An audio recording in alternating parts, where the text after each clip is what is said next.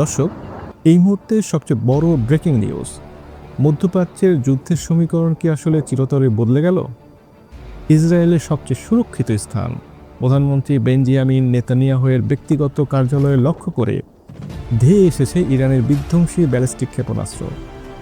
এটি কোনো সাধারণ হামলা নয়, এটি ছিল দশম দফার এক চূড়ান্ত ঘটনা। ইরানের ইসলামিক রেভলিউশনারি গার্ড কোর বা আইআরজিসি দাবি করেছে তারা ইরানের আকাশ প্রতিরক্ষা ব্যবস্থা বা আয়রন ডোম ভেদ করে সরাসরি লক্ষ্যবস্তুতে আঘাত হানতে সক্ষম হয়েছে। কিন্তু প্রশ্ন হলো, নেতানিয়াহু কি বেঁচে আছেন, নাকি এই হামলায় গুড়িয়ে গেছে ইসরায়েলের ক্ষমতার কেন্দ্রবিন্দু? নাতানস পারমাণবিক কেন্দ্রে হামলার প্রতিশোধ কি এভাবেই নিল তেহরান?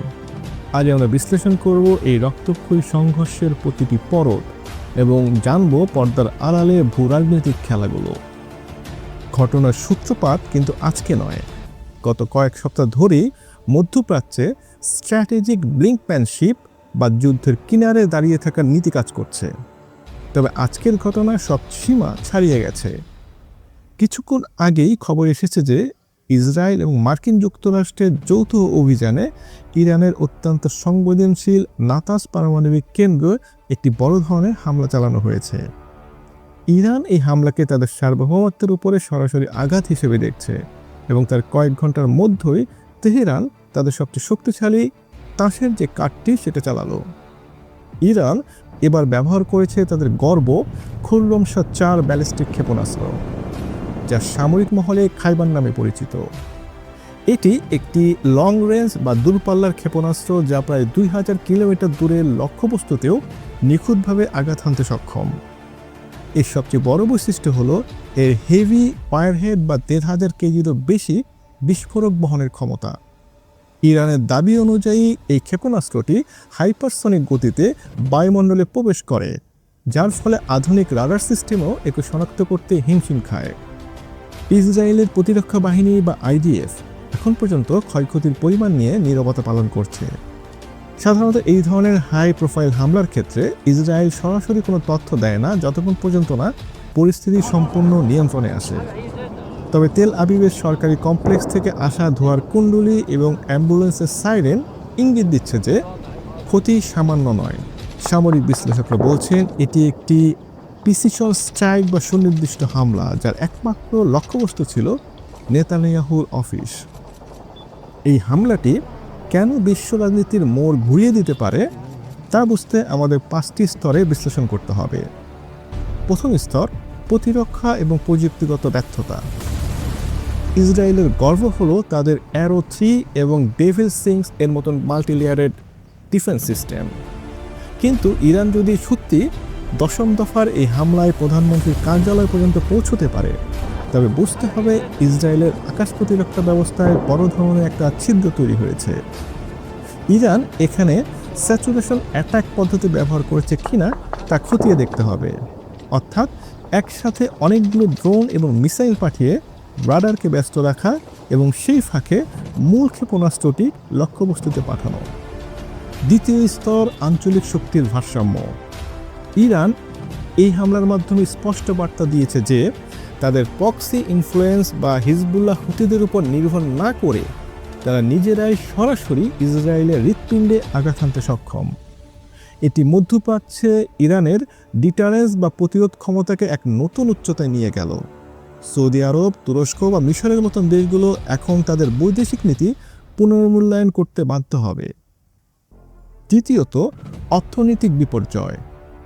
যুদ্ধের খবর ছড়িয়ে পড়ার সাথে সাথেই বিশ্ববাজারে অপরিশোধিত তেলের দাম এক লাফে ব্যারেল প্রতি $5 থেকে $10 পর্যন্ত বেড়ে যেতে পারে। হরমুজ প্রণালী যদি ইরান বন্ধ করে দেয় বা দেওয়ার হুমকি দেয়, তবে বিশ্বব্যাপী সাপ্লাই চেইন ডিসপারেশন ঘটবে।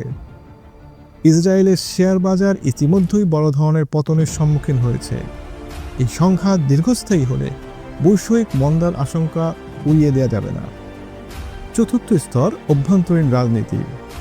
ইসরায়েলের ভেতরে বেনিয়ামিন নেতানিয়াহু এমনিতেই প্রচণ্ড চাপের মুখে ছিলেন। একদিকে দুর্নীতির মামলা, অন্যদিকে জিম্মি মুক্তি নিয়ে সাধারণ মানুষের বিক্ষোভ। এই হামলার পর যদি প্রমাণিত হয় যে তিনি নিজেই নিজের নিরাপত্তা নিশ্চিত করতে ব্যর্থ হয়েছেন, তবে তার রাজনৈতিক ক্যারিয়ারের জবনিকা ঘটে যেতে পারে। অন্যদিকে ইরানের ভেতরে এই হামলা সরকারের জনপ্রিয়তা বাড়াবে, যারা পারমাণবিক কেন্দ্রে হামলার পর প্রতিশোধের জন্য মুখিয়ে ছিল তাদের কাছে। পঞ্চম স্তর, আন্তর্জাতিক কূটনীতি। যুক্তরাষ্ট্র কি এখন সরাসরি এই যুদ্ধে জড়িয়ে পড়বে?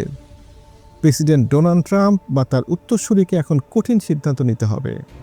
ইরানের পারমাণবিক স্থাপনায় ইসরায়েলের সাথে যৌথ অভিযানের পর আমেরিকা এখন পয়েন্ট অফ নো রিটার্নে দাঁড়িয়ে আছে। রাশিয়া ও চীন এই পরিস্থিতিতে ইরানের দিকে পাল্লা ভারী করলে এটি তৃতীয় বিশ্বযুদ্ধে রূপ নিতে পারে। দর্শক, আপনার কি মনে হয়, ইরান কি এই হামলার মাধ্যমে ইসরায়েলকে থামিয়ে দিতে পারবে, নাকি এটি হবে ইসরায়েলের পক্ষ থেকে আরও বড় ধ্বংসাত্মক অভিযানের শুরু? কমেন্টে আপনার মতামত জানান। সামনে কি হতে পারে? তিনটি সম্ভাবনা প্রবল। প্রথমত, ইসরায়েল তাদের প্রচলিত প্র্যাকটিক্যাল রেসপন্স হিসেবে ইরানের সামরিক সদর দপ্তর বা আইআরজিসির প্রধানদেরকে লক্ষ্য করে টার্গেট কিলিং শুরু করতে পারে। দ্বিতীয়ত, ইরান যদি তাদের পারমাণবিক কর্মসূচিকে আরও ত্বরান্বিত করে, তবে ইসরায়েল সরাসরি ইরানের মূল ভূখণ্ডে বড় ধরনের স্থল হামলা বা বিমান অভিযান চালাতে পারে। তবে সবচেয়ে ভীতিজনক হলো অল আউট ওয়ার বা পূর্ণাঙ্গ যুদ্ধ। যদি নেতানিয়াহুর শারীরিক অবস্থা নিয়ে কোনো খারাপ খবর আসে, তবে ইসরায়েলের প্রতিক্রিয়া হবে নজিরবিহীন। তখন হয়তো হিজবুল্লাহ উত্তর দিক থেকে এবং ইরান পূর্ব দিক থেকে একযোগে আক্রমণ চালাবে। এর ফলে মধ্যপ্রাচ্যের মানচিত্র চিরতরে বদলে যেতে পারে। আন্তর্জাতিক সম্প্রদায় এখন যুদ্ধবিরতির জন্য মরিয়া হয়ে চেষ্টা চালাচ্ছে, কিন্তু নাতানজ আর তেল আবিবের এই পাল্টাপাল্টি আঘাত শান্তি আলোচনার পথকে প্রায় রুদ্ধ করে দিয়েছে। আজকের এই বিশেষ বিশ্লেষণ আপনাদের কেমন লাগলো? মধ্যপ্রাচ্যের পরিস্থিতি প্রতি মুহূর্তে পাল্টাচ্ছে। বিশেষ আপডেট এবং গভীর সামরিক বিশ্লেষণ সবার আগে পেতে আমাদের চ্যানেলটি সাবস্ক্রাইব করে বেল আইকনটি চেপে রাখুন। ভিডিওটি ভালো লাগলে লাইক দিন এবং শেয়ার করে অন্যদেরকে জানার সুযোগ করে দিন। পরবর্তী আপডেট নিয়ে আমরা খুব দ্রুতই ফিরছি। ধন্যবাদ আমাদের সাথে থাকার জন্য।